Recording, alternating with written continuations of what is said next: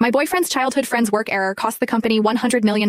Her first move was to fabricate evidence, trying to frame the new intern to take the fall for her. I desperately held back my boyfriend, who was about to commit perjury for her. Don't go. $100 million is no small matter. The police will eventually trace it back to you, and then it won't just be your career, your entire life will be over. Under my pressure, my boyfriend told the truth about what happened. For this, he earned the appreciation of the company executives and rose quickly through the ranks. Meanwhile, his childhood friend was convicted of corporate misconduct and sentenced. Unable to cope, she took her own life by cutting her wrists. My boyfriend calmly, almost unnervingly so, handled her funeral arrangements and proposed to me as planned. But on the 1-year anniversary of her death, he took me to her grave. He pulled out a dagger and started slicing into my body, one cut after another. 365 cuts, each one targeting the most sensitive nerves. He looked at me and gave a sinister grin. If I had committed perjury for Chloe back then, she would still be alive. If you hadn't meddled, Chloe wouldn't have died. Go join Chloe in her grave. When I opened my eyes again, I saw my boyfriend, looking anxious and ready to commit perjury for Chloe. He didn't know that the new intern was the chairman's only daughter. And the chairman? He was a notoriously doting father. Ryan, you personally reviewed the Summit Tech contract. Tell me, whose signature is at the bottom of that contract? Mine or Ava's?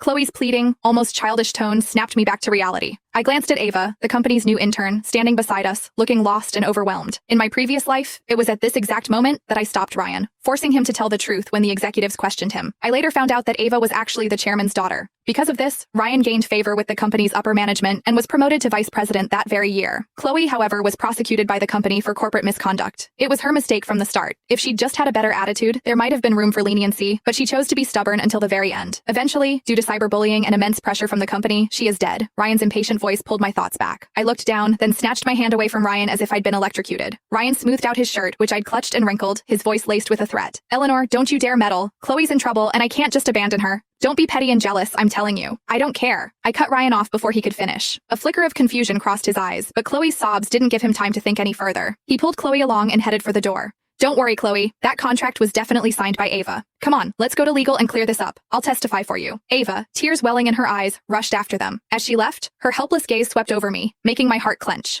But I didn't have time to dwell on it.